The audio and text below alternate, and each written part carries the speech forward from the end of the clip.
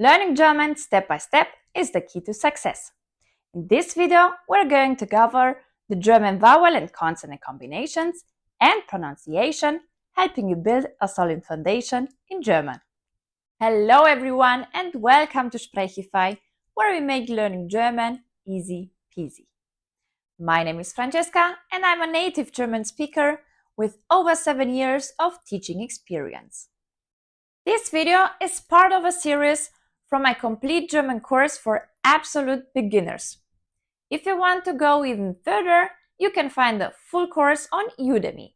The first 100 students will get a 60% discount on the full course. Check out the link in the description. And now, let's dive into today's topic. Hello and welcome to the second lesson. In this lesson, we will talk about vowel and consonant combinations and the pronunciation. Let's start with the vowel combinations, die Doppelvokale in German. Au wie Baum, Eu wie Bäume. And this one is also pronounced Eu, like the other one.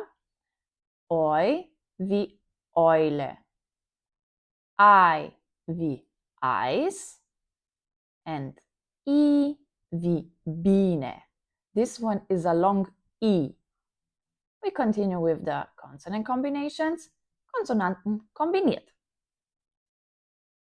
Ch wie Buch, X wie Fuchs, CK wie Jacke, Sch wie Schule, Ch wie Tschüss, TZ wie Katze, Pf wie Pfeffer, F wie Philosophie, Sp wie Sport, and St wie Stern. We continue with the pronunciation, die Aussprache. In German, we have vowels that we pronounce long and short. We pronounce the vowel long if it's followed by one consonant, like gut.